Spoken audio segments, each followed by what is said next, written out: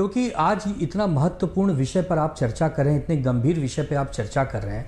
आप देखिए कि हमारे देश में जब जब विदेशी ताकतों ने हमारे देश के खिलाफ षड्यंत्र रचा, चाहे राज्यों के खिलाफ षड्यंत्र रचा, तो उसको मॉनिटरिंग केंद्रीय गृह मंत्रालय, आईबी, रॉ, एनआईए इनके अधिकारी करते हैं। आप एक बात बताइए, हमारी सभी खुफिया जांच एजेंसी का हम सम्मान करते हैं, अगर आईबी और रॉ अगर महाराष्ट्र राज्य के सरकार एटीएस के समन्वय में नहीं है, संपर्क में नहीं है, इनपुट हमें नहीं दे रहा है, डायरेक्ट वो पकड़ रहा है, तो एक बात बताइए, क्या हमें एनआईए, आईबी का सम्मान नहीं करना चाहिए? करना चाहिए। उसी प्रकार उत्तर प्रदेश में यदि पकड़ के ले जा रहा है तो क्या हमें यह कहना चाहिए कि उत्तर प्रदेश की योगी आदित्यनाथ की सरकार की फेलियर है कि उन्हें पता नहीं चला कि स्लीपर सेल काम कर रहे हैं? जिस दिल्ली में आदरणीय प्रधानमंत्री जी बैठते हैं, आदरणीय गृह मंत्री जी बैठते हैं, उस दिल्ली से अगर आतंकवादी पकड़े जाते हैं तो क्या हमें यह कहना चाहिए कि वहां की दिल्ली पुलिस और वहां की खुफिया एजेंसी का फेलियर है?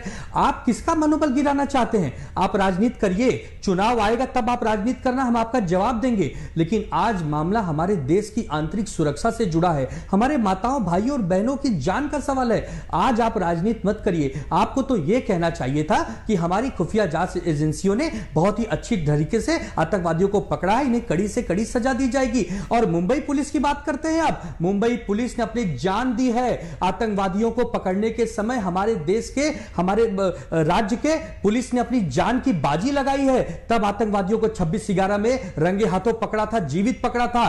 तो आप ये मत कहिए, आपका मैं बहुत सम्मान करता हूं भारतीय जनता पार्टी के प्रवक्ता का, लेकिन आप जब बार बार मुंबई पुलिस और महाराष्ट्र पुलिस के ऊपर सवाल उठाते हैं, कहीं ना कहीं भाई साहब हमारा मनोबल गिरता है। हाँ, आखिर पुलिस किसके लिए होती है? पुलिस राज्य की जनता के लिए तो होती है ना। आप एक बार ये नहीं कह रहे हैं कि नहीं, जिन्होंने भी पकड़ा, ज्वाइंट ऑपरेशन में पकड़ा, उनका सम्मान होना चाहिए और आगे ऐसी कोई गतिविधि ना हो, उसके लिए सभी को मिलजुल के काम करना चाहिए। हमारे आदरणीय मुख्यमंत्री जी, हमारे गृह मंत्री जी, डीजी साहब सब मिलकर बैठकें कर रहे हैं, मीटिंग कर रहे हैं कि आगे ऐसी कोई अनहोनी ना होनी चाहिए, केंद्र के बराबर टच में है, और आप इसमें राजनीति लाते हैं।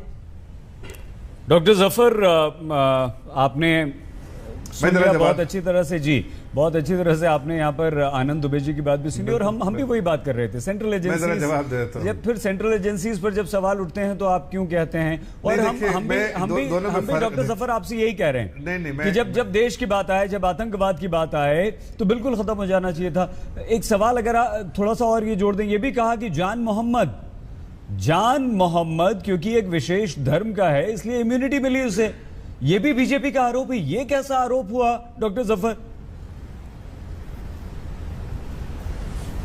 नहीं, देखिए, दो अहम बातें हैं। किसी पुलिस या किसी मुंबई पुलिस या पुलिस महकमा जो है महाराष्ट्र का, उसको कोई हम कटघरे में खड़ा नहीं कर रहे हैं। हम तो सिर्फ इतना कहना चाह रहे हैं कि हमने 26/11 देखा है, हमने और भी बहुत सारे ऐसे टेररिस्ट अटैक देखे हैं यहाँ पर, और 26/11 तो पूरे देश ने देखा है, सिर्फ मुंबई की जनता ने नहीं।